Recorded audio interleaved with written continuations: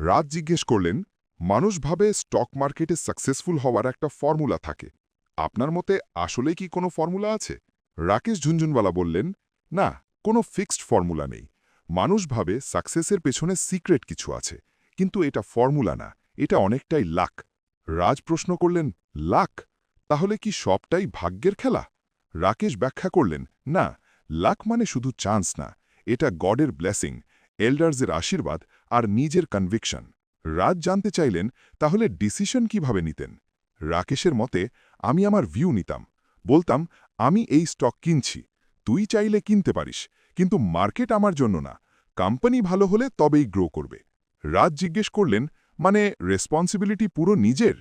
রাকেশ বললেন, এক্স্যাক্টলি, আমি আমার রিস্ক নিচ্ছি, তুই তোর রিস্ক নিবি। রাজ আবার জিজ্ঞেস করলেন, তাহলে আপনি এত বড় ইনভেস্টর হলেন কিভাবে? রাকেশ বললেন, কারণ আমি নিজের বিলিফে স্ট্রং ছিলাম। ইন্ডিয়া নিয়ে আমার কনভিকশন ছিল। আমি বিশ্বাস করতাম ইন্ডিয়া গ্রো করবে, আর মার্কেট সেই গ্রোথ রিফ্লেক্ট করবে। রাজ জানতে চাইলেন, তাহলে ওয়েলথ বিল্ড হলো কিভাবে? রাকেশের মতে, দুইটা গেম খেলেছি, ট্রেডিং আর ইনভেস্টিং। ট্রেডিং থেকে ক্যাপিটাল বানিয়েছি, কিন্তু আসল ওয়েলথ এসেছে লং টার্ম ইনভেস্টিং থেকে। রাজ জিজ্ঞেস করলেন, ট্রেডিংয়ে সবচেয়ে বড় রুল কি? রাকেশ বললেন, প্রাইস ফলো করো, ইগো না। ভুল হলে দ্রুত বের হয়ে যাও, your first loss is your best loss. Raj প্রশ্ন করলেন, আর ইনভেস্টিংয়ের সবচেয়ে ইম্পর্টেন্ট লেসন কি? রাকেশ বললেন, কম্পাউন্ডিং। ভালো কোম্পানি পেলে লং টার্ম ধরে রাখো। রিয়েল ওয়েলথ টাইম নিয়ে তৈরি হয়।